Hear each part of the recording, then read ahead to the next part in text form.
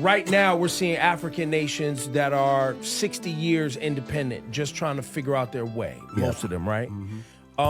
You've declared that the future is in Africa, and I think the world knows that, which is why China's there and other nations haven't given up their relationships, right? Because most of 100%. France's revenue still comes from Africa.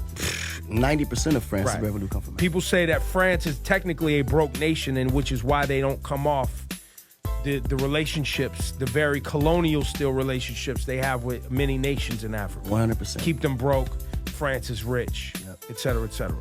How does that get changed? It's a generational change that needs to happen. Mind state, we just have to educate. I think in Africa is the fact that the older generation has already been accustomed to being under the French, umbrella to an extent. Or English, especially or in Dutch. In Anglo, like in Francophone, that's like the French got a solid iron fist around it. Anglophone, which is more South Africa, which is now all, as you can see, is all changing. Anglophone countries are slowly changing.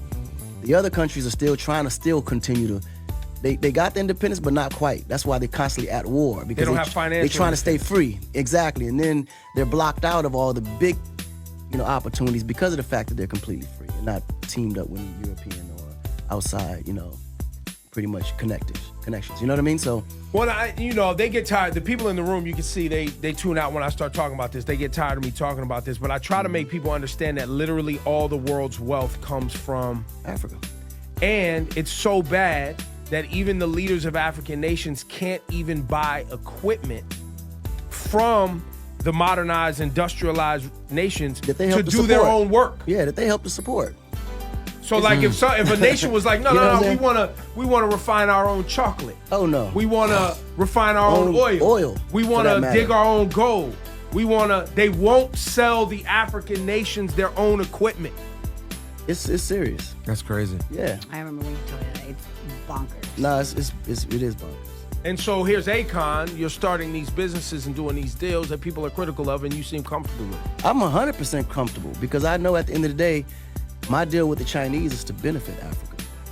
And the Chinese have always been fair. Like, this big propaganda that the Chinese are trying to use it, to me, I don't see it. I've seen nothing but fair deals. Unless you do a bad deal, of course. I mean, unless you do a bad deal, of course. But even then, I haven't seen them take advantage. I honestly haven't. And I've been dealing with the Chinese for the last 7 years. I haven't seen them try to take advantage. They come fair. Look, we'll do this for that. It's always been fair. Whereas French, they take and never give anything back, ever. Still this day, they've been in places 300-400 years, and that place in areas in Africa has never developed not 1 inch.